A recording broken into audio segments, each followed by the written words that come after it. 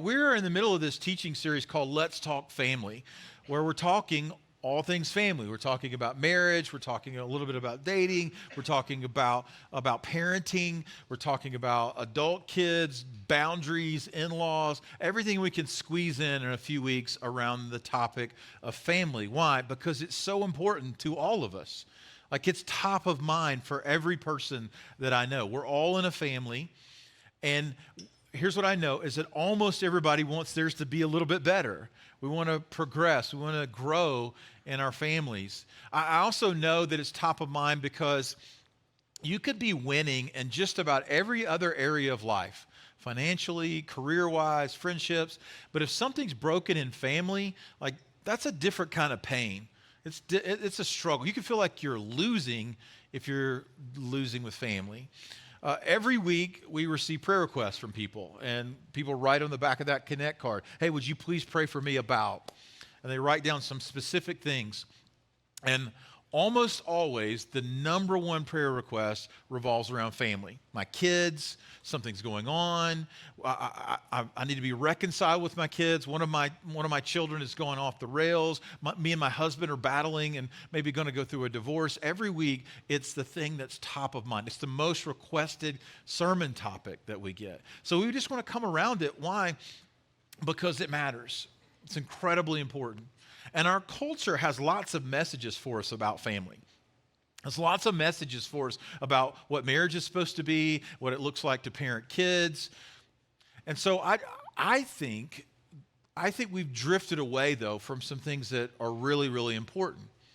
I think we've forgotten some things. We've dismissed them as old school. And so through this series, I'm trying to bring us back to some really central core ideas that are in the Bible around family, around the idea of what it means to be married and to grow up and to have a family and to lead that family. I'm trying to bring us back around some ideas that in some cases are challenging, and people can say there's a little bit outdated, or I don't know if that works anymore, or I don't know if that will work for me. And I just want to bring us back to some of those things to encourage us. And every time we talk about family, there's always this tension, and it's the tension between real versus ideal, right?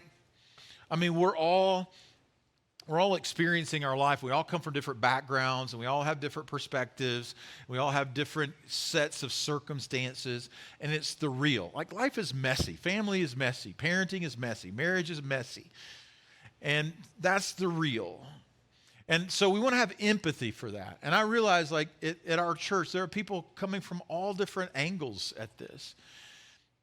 But there's this tension. We always want to point to the ideal, though. Like, that's part of my job as a pastor, is to say, yes, I want to meet people right where we are. But I think God loves us too much to let us stay that way. He wants us to grow toward an ideal. Jesus was the master at this. Like, he'd meet people right where they are and had compassion for them to say, I know this is hard and it's messy and it's complicated. But then he would point toward God's idea and God's standard. He'd point toward the ideal, something to aspire to. So every time we talk about family, I like to bring us around a couple of ground rules, some ground rules for today. The first one is that everyone's family is different. I've said that a couple of times. You're coming at this from a unique angle. There are those of us here in the audience that are married. There are those of us who aren't. There are those of us who are dating, single moms, people who have kids, people who have blended families. We've got yours and mine and ours, people who are a traditional nuclear family, people who are hipster, people who are old school. Like, there's all different kinds of families. And I'm going to talk about some things from a general perspective. And you're going to have to take that. You're smart people, and you're going to have to ask God to apply this to a certain specific situation in your life. Everybody's family is different, and there are no perfect families, and we all know this. Like, my family's not perfect, your family's not perfect. We could all come up here and tell our stories and reveal our scar tissue and the places we've made mistakes and go, oh, I wish I could go back and do that differently. Nobody's family's perfect. And then we always say this when we talk about family, is from this day forward. Like, we can't go back. We can't erase what happened last year or 10 years ago. We can't go back and change that set of circumstances. So we just listen for, what am I going to do going, forward? What am I going to do with what I receive today? So let's talk family. Let's move forward. And last week we talked about marriage, the foundation of family. And today we're going to talk about this big idea. We're going to talk about parenting. There are lots and lots of parents here in this room. Now, some of you don't have kids or don't have kids yet. Some of you go, I don't know if I ever want kids. But the truth is that all of us have influence and impact over the next generation. But I want to talk specifically about parenting today. Now, I'm going to share a lot of information with you. So I want you to think about two things, okay? I'm really trying to do a series on parenting in one sermon. So I'm going to share a lot of information with you today, like a fire hydrant. But two things I want you to understand, okay, is that every parent walked in with, like, imagine a big cup. And this cup holds everything that you know about parenting or need to know about parenting. Habits, behaviors, expectations, styles. This cup. Everyone came in with a cup. Now, there's no way that I'm going to fill your cup up today. It's too big, right? There's too much going on. It's too complicated. But what I am going to try to do is I'm going to try to empty my little cup into your cup. Here's what I know. Here's what I've experienced. Here's what the Bible says. Here's a little bit of wisdom from me. And I'm going to pour that into your cup. And then you're going to leave and go, but what about? Listen, I know. I'm not going to fill your cup. I'm just going to empty mine. Okay? Good? Number two is I just really, really want you to know this. I'm the pastor. I'm standing up on a platform. I have the microphone. But listen, my family is not perfect. Like, we're not. We could bring my two kids up here, and they would let you know all of the things that Dad does wrong regularly. Some people throughout my life have said things like this to me, like, are you ever worried about getting too prideful? Are you ever worried about, like, getting a big head? I'm like, no, I have kids. Like, I have kids who are very vocal about, why are you wearing that? Or, nobody's impressed with Scotty around the house, you know? So my family's not perfect. I have two adult children. I have a 23 going to 24-year-old son who's married with a daughter. I have a daughter who's 20, be 21 next month at the University of Arkansas. So I have some experience, but like it's up and down. It's back and forth. It's not perfect, okay? I just want to be very, very clear about that. And as I share these things, I'm just going to pour them, and there's going to be a lot. I'm going to just throw a bunch of stuff out here. And maybe you've had this experience where you went to a conference or a training for work, and you're like, I don't even know where to start with all this. Listen, this is what we say at Journey. Just try to grab hold of one thing and say, I'm going to take that one thing, and I'm going to work on that, okay? So every parent I know, no matter how old your kids are, whatever stage they're in, are all asking this question. Am I getting it right? Which underneath that is two things. Like, I have no idea what I'm doing. Am I getting it right? Like, I'm trying really hard, but I just don't know. Where's my scorecard? Sometimes it takes a long time to see if what we're doing is going to pan out. Am I getting it right? So whether you have infants, how many of you, parents, look at me, how many of you remember that moment with your first child when they let you leave the hospital? You remember this? I remember it vividly. I got into the car. I sat in the front seat. We buckled in Micah into the back seat. Amy sat in the back seat with Micah. I don't know why, but she did. And so I looked in the rearview mirror, and the nurse closed the door, and I thought to myself, oh no. We have no idea what we're doing. Are you going with us? Is your mom going to meet us there? Do we know how many of your dads drove way slower going home than you drove to the hospital? Like, you just, all of a sudden, you're like going 35. Like, am I getting it right? And then you go into the toddler years and the potty training and the sleep regression and elementary. And by the time they get to third grade, you're like, I don't even know how to do your math. This is new math. Old math was fine. Old math was amazing. We put somebody on the moon with old math. Now we got new math. I don't know what I'm doing. And then the teenage years, like, oh no, roller coaster and everywhere. What's going on? Am I getting it right? Anybody with me? Like, I don't know.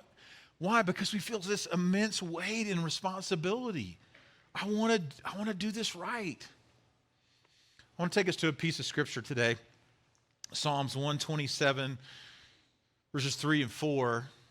It's just a very simple verse, but it just lays out some of the heart of God.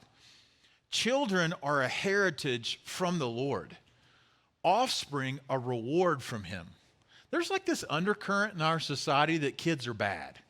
There's something going on about, hey, if you really want to live your highest and best life, you should avoid children. I mean, there's something happening there.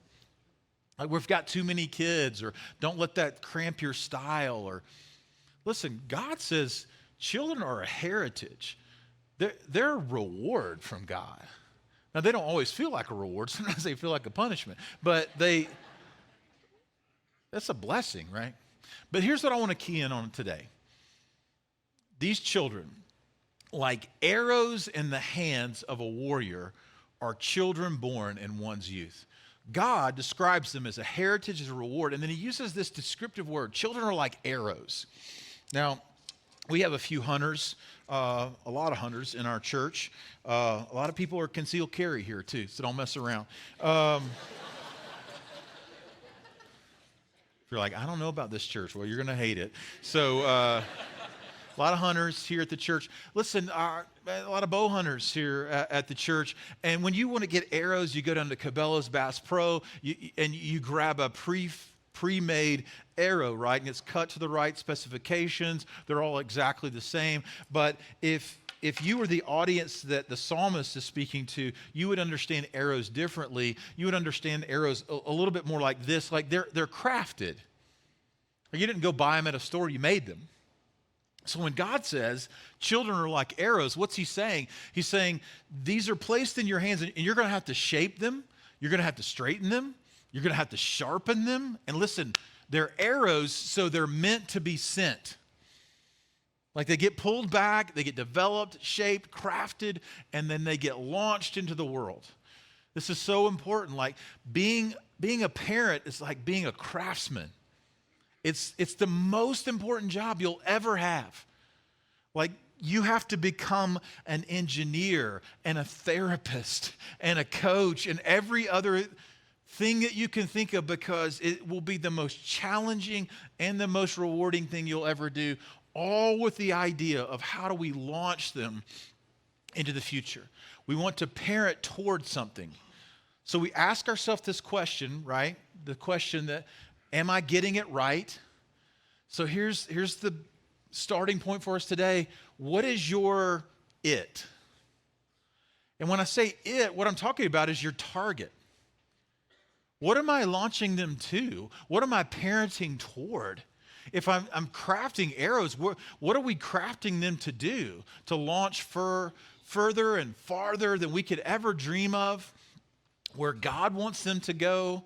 It's the idea that I'm shaping them with an intent in mind, right? If we don't do this, if we don't think about this, then our parenting will just be responsive and reactive, and it just kind of depends on the moment and the time. But instead, we need to have a target, a direction that we're aiming toward with our kids. Now, Amy and I, we got married young, and we had our kids young. And we had this, I think, it was a great advantage. We were middle school and high school pastors. We were youth pastors, so we worked with teenagers. And so we got to see teenagers up close and personal, and we got to see their parents. And there were certain kids in the youth group, and there were certain kids and their parents and their relationship, and we would watch that. And we became sponges. Like we would soak up information and wisdom. And we watched that there were certain parents that seemed to have it together in some ways. They didn't think they did, but they did. They had a relationship with their kids. Their kids were the kind of people that you wanted to be friends with, like you wanted to be around them. They were moving in a certain direction. And so we would sit down and we'd ask them questions. And sometimes they didn't even really thought about it before, but they had something they were aiming at. They had an it. Now, for Amy and I, early on, we started trying to craft our it. Now, we couldn't put the words around it because we were young and we were just trying to survive, because toddlers are on a suicide mission every day, right? Like that's all they're doing is trying to kill themselves. Or you're just trying to keep these ones alive. But we decided that we would spend our time, our it would be around, hey, when our kids are grown and gone, we want them to have faith and character and good relationships. Relationships with us and with their siblings and with other people. So we focused on these three things. Whatever we're parenting to, we're steering it toward this. So I want to tell you a little bit about faith. So for us, it was really, really important that our kids know and follow Jesus. So we wanted to do everything we could to expose them to environments that would encourage faith in their life.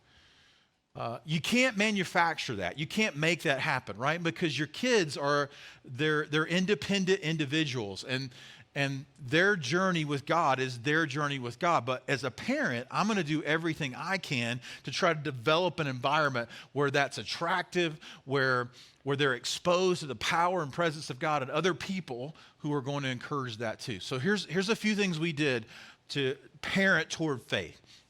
One, we prayed for our kids every day. Now, I can't tell you how incredibly important this is. So I had a little paper journal, and now it's on my phone, but for 20 plus years, almost 25 years, 24 years now, I've been praying every day for my kids. Sometimes it's a brief prayer, sometimes it's a long prayer, but I'm praying specific things for them. No one is going to pray for your kids like you. It is a privilege, parents, to call out their name before God. I pray that they would come to know Jesus at an early age and follow him all the days of their life. I pray for their friends. I pray for their future spouse. When I did the wedding ceremony for my son and my sweet daughter-in-law, I was able to look at her and say, I have prayed for you every day for 20 years. So I knew, hey, you're the one. I'm praying for Maddie's husband. I don't like him. I'm praying that I will like him. I don't even know him. She's not even dating anybody. I don't even like, yeah. So pray for your kids. Here's another little tip, maybe some counterintuitive tips to help us out here, is don't make faith weird. It's not like this special topic that we keep on the shelf that every now and then we bring it out, break glass in case of emergency kind of. It's a part of our everyday life. We talk about football and we talk about Jesus. Like it's our life. Don't make it weird. This is just who we are. We model it. Our kids don't do what we say, they do what they see. Model it. This is who I am. This is who we make mistakes. Yeah. Also, maybe counterintuitive, we made our kids go to church. You're like, of course you did. You're the pastor. But listen, if I wasn't the pastor, I would still do this. We made our kids go to church. Now, it was easy when they were little, but then as they got older, there's kind of a battle. I don't want to do that. I'm tired. I got sports. But we made our kids go to church. There's a weird undercurrent where parents say, well, I don't really want to make them go to church. We make them do things all the time. We make them brush their teeth. We make them do their homework. We make them stay committed to a sports team. We make them do, because why? They're not ready to make all those decisions yet. I just want to tell you, straight up, there were times that my kids didn't want to go to church, in youth group and middle school and high school and some of those days. And listen, I bribed them. I paid them sometimes to go to things. And you're like, well, what's that teaching them? It's teaching them that I value it. I paid them to do all kinds of things. I paid them to shovel the driveway and different things. This is important. I'm making an investment in it. Really? $20 a week or something? Yeah, I'd pay $1,000 for them to play travel ball. Why not pay $20 for them to go sit in church? Anyway. And then listen, this is important.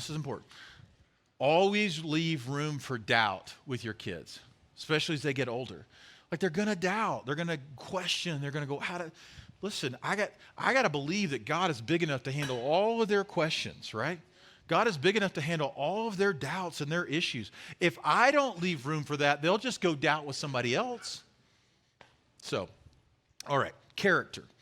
Character, we talked about things like honesty and integrity. We're talking about the things that no one else sees, like who they are when no one's looking. I wanted my kids to be bigger on the inside than they were on the outside, like the real stuff, being leaders, being generous. Yeah. Relationships. We always steered toward relationships. Here's one of the things that we thought about all the time, is that when our kids are grown and gone, and they don't have to choose us, will they choose us? At the top of my prayer list every day for 20 years, and we've been trying to lead toward this, it's not always right, but says that I pray, God, that we would love each other, like each other, and be friends for life. We just really wanted that. Now, I know you can't make that happen, but can you steer toward that? Can you parent toward it?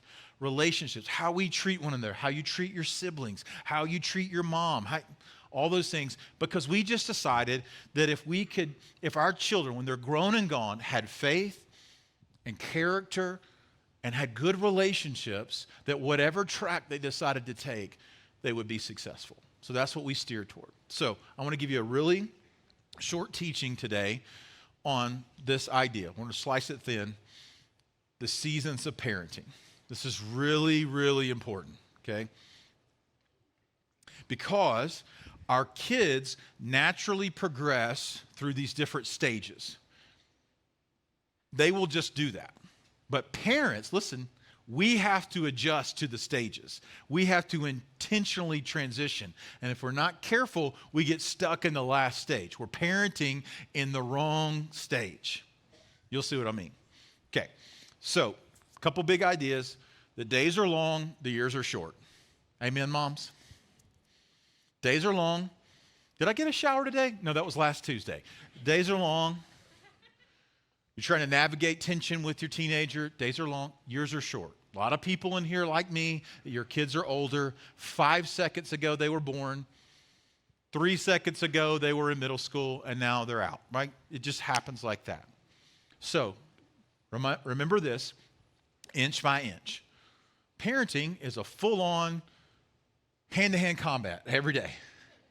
And we think somehow it's these like miraculous moments that lead to this great relationship as parents and child later on. It's not, it's every day. It's not your dad's speech. It's every single day consistently with the mundane things that nobody sees that results in the things that everybody wants. So let me walk us through 4 distinct seasons in the life of our kids, 4 distinct seasons in parenting.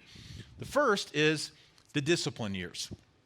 And this is again, these aren't hard edges, like every kid's different. So from the time your kids are born until about the time they go to kindergarten. This is really important. This is a very, very shaping time. We have lots of young parents here at this church, lots of young parents.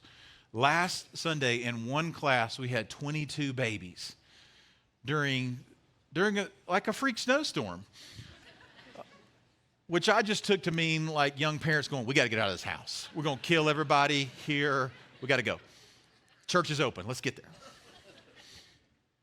Discipline years. Now, during the discipline years, here's what you're concentrating on. You're teaching consequences. There's good and there's bad. This is life. There's good and there's bad. And so we want to reward good. We want to punish bad. We're teaching consequences. And primarily, we want to focus around these 3 areas. Consequences when it comes to disobedience.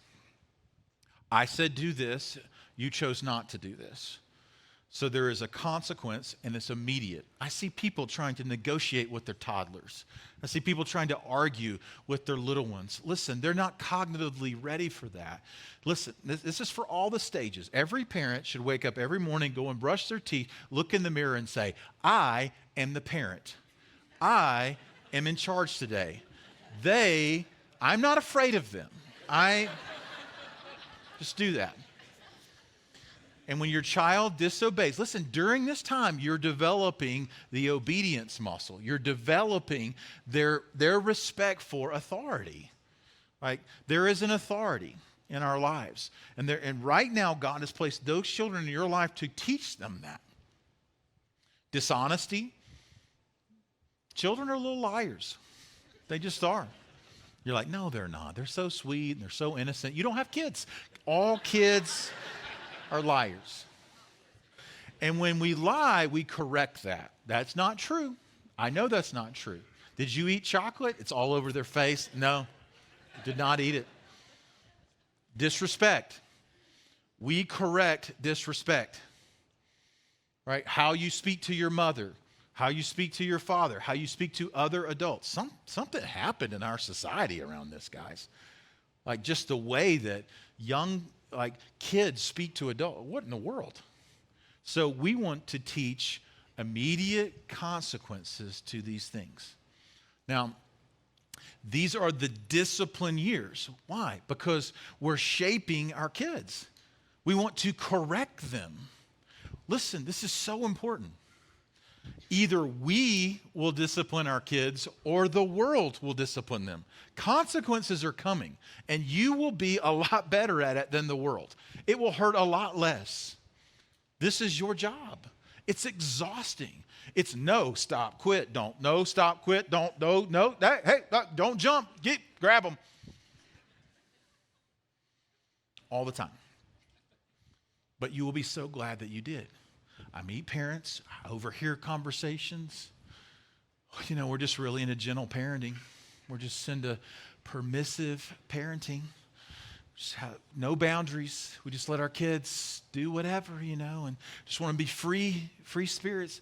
We don't spank our kids. Okay. We know. We all know. You didn't have to tell us.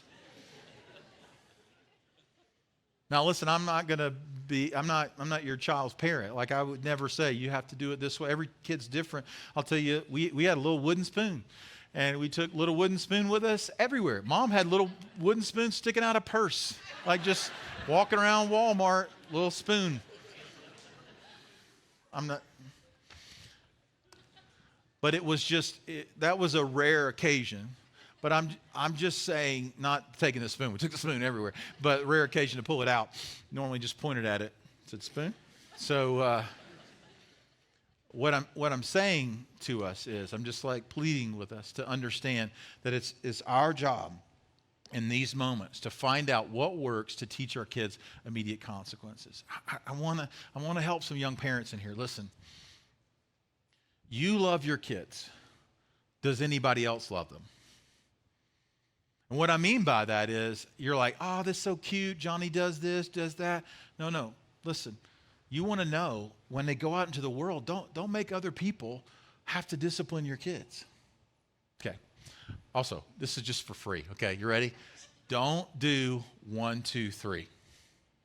We do this I did it. But I had somebody help me with this when my kids were little. Don't do 1, 2, 3. You know what I mean by that? Johnny, don't do that. Johnny. I'm going to count to 3. 1, Johnny. 2, don't do that. Why?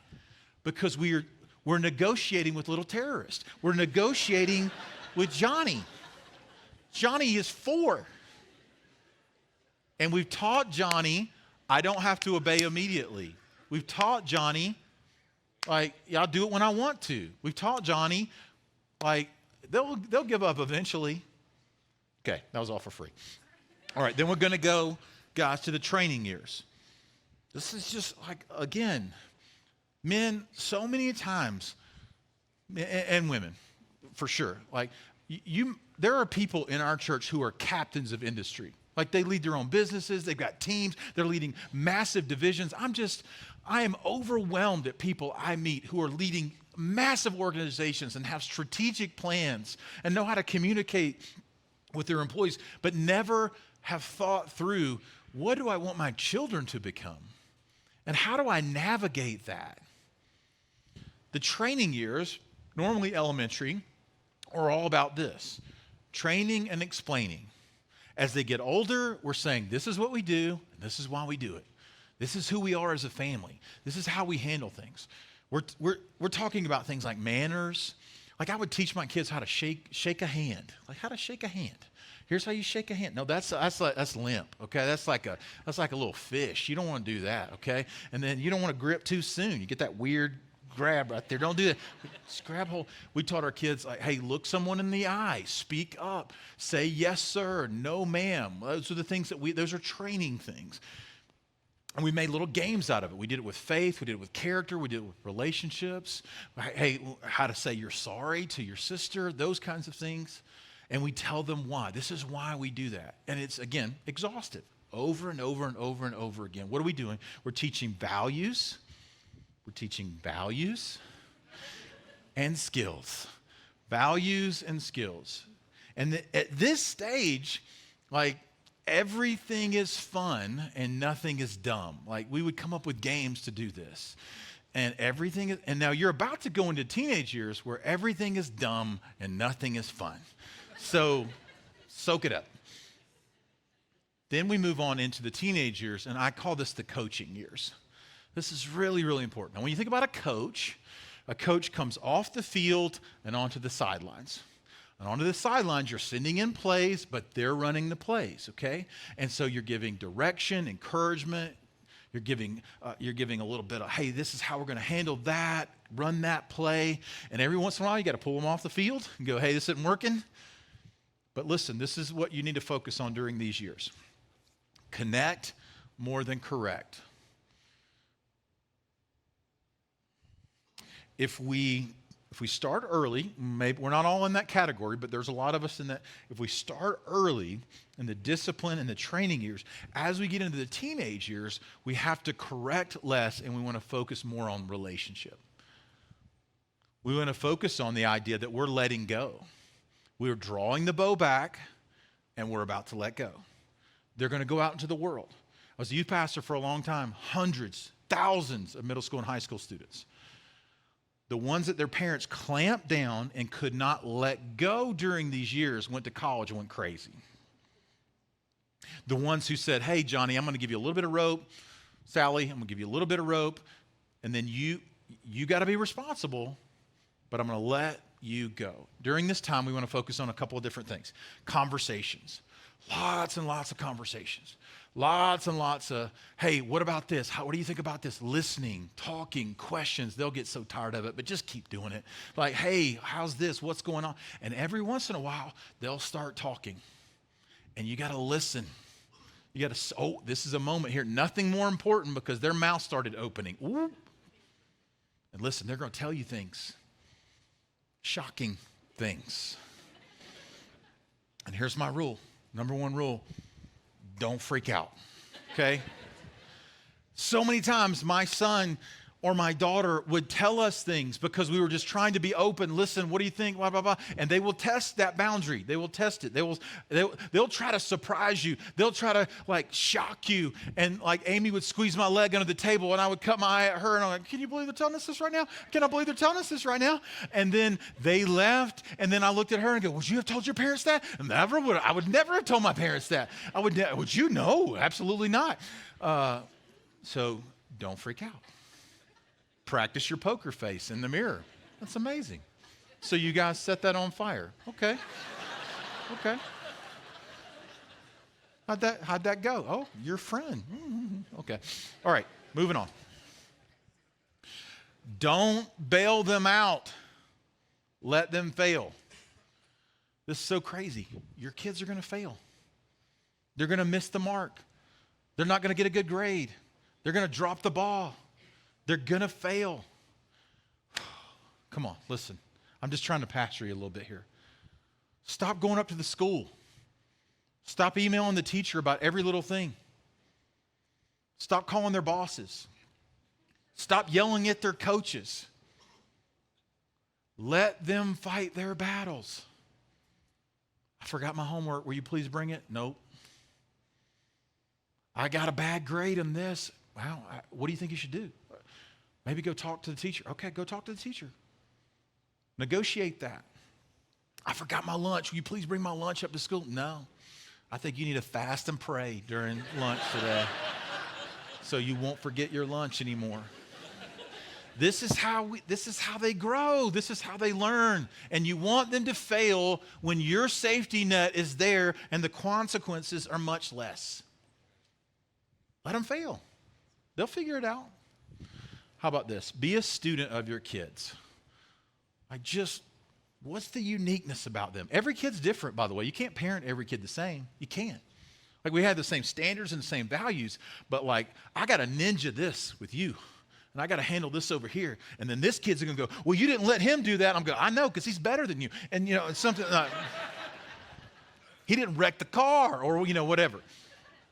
You got to look for all the little intricacies and be a student of your kid, be a therapist, be a coach. What they're interested in, I'm going to be interested in. We've all seen the dad who's trying to, live his sports dream through his kid.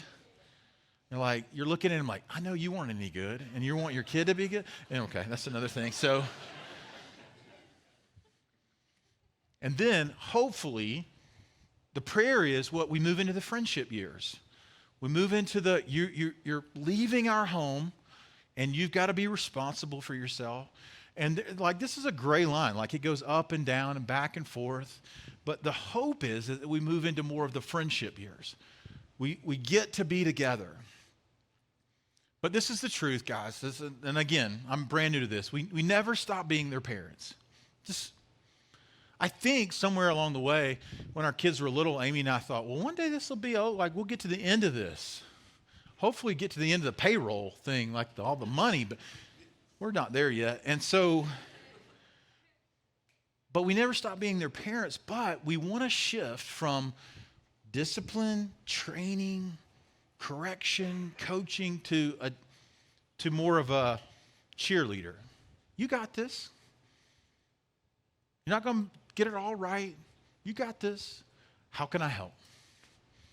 We get in trouble when we get stuck in the past season of parenting. And I do this all the time. Michael went to college. I grabbed this journal. I was looking up some old notes from a message. I write things down all the time. And this is from the first month that Micah went to college. I just wrote this down. This is important. I got to hold it out here because I'm old. Well, Micah told me yesterday I was an idiot. I was arguing with him all the time. I was always saying the opposite of whatever he says. I'm just trying to figure out this new phase of college life and adulting. I just want to guide and coach and teach and all the things that I used to do, but he doesn't need that as much anymore. And then we had this long discussion about what he did need. Again, conversation. Now, we're close. He's one of my best friends. I love being around him.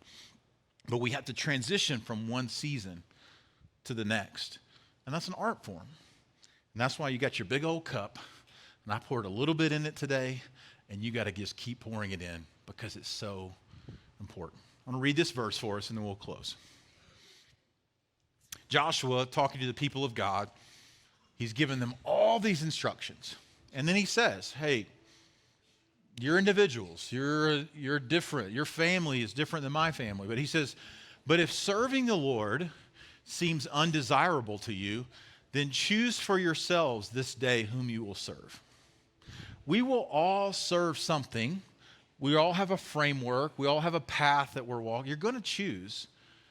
But then Joshua says, and this is important for every family in here, he says, but as for me and my house, we're going to serve the Lord. Other people may not understand. It may seem backwards, but we're going to walk this path the best way we know how. Parenting is challenging. It's messy. It's hard. It's so incredibly rewarding. We're living in some of the benefits of that right now, of sitting around the table with our adult children when they're all together, our daughter-in-law, our granddaughter, and them just laughing, mainly making fun of their parents. Planting seeds in the hopes that they will come up. So many things that I failed at. So many times I had to walk into one of my kids' bedrooms and go, I'm so sorry. Dad blew that. would you forgive me? But as for us, we're just going to keep trying. I think we should just start the motto here at Journey. Like, we're parents who try. We're just trying our best. Before we close today, I've just felt led at every service to speak to dads. So if you're a dad in the room, I want you to look at me. This is so important. Your kids desperately need you. Your words weigh 1,000,000 pounds. Now, we all know moms are incredible. They create the culture of our home. They're cheerleaders, encouraging. They model so many things for us. But listen, there's something about dads. Dads, I just want to call you to something higher. I want to call you to get into the game. Your kids, a lot of us didn't grow up with words. And your kids need to hear you, no matter how old they are. If they're 4, 14, or 40, they need to hear, I love you. I'm so proud of you. You're doing good. Man, I just tell everybody about how good. We need it. You know, the only times that we hear God speak to Jesus out loud is 2 times in the Bible, and it's the same phrase. This is my son in whom I'm well pleased. Follow him. Translation, this is my son. I love him so much. I'm so proud of him. We need those words too. You go, really? Let me just ask you, how much did you need to hear those words from your dad? How much do you wish you could still hear those words from your dad? I lead every year, and I have for 17 years, a group of men in a small group. We talk about leadership and growth and discipleship every year. And eventually we get to dads. And every time we get to dads, sometimes I had a great dad, sometimes my dad was missing, sometimes there's just a hole there. And tears start to stream down because we all want to hear those words from our dad. It's not too late. Even if you've never said them, it's not too late. And you can't say it enough. Say it so much that they go, I know. You love me, you believe in me, I'm a champion, amazing.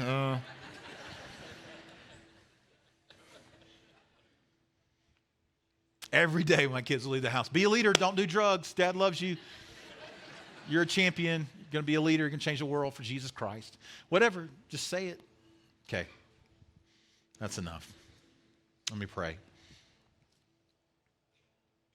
God, we want to be, there's a bunch of moms and dads in this room. Some of us single moms, single dads. Some of us trying to work through it together. We're all at different places. But we want to be better parents. Would you help us? We just keep asking the question, am I getting it right? And most of the days, we don't know. Would we be encouraged today, God? Would you encourage us, give us wisdom, hope to just keep trying because it matters? Help us, God. In Jesus' name, amen.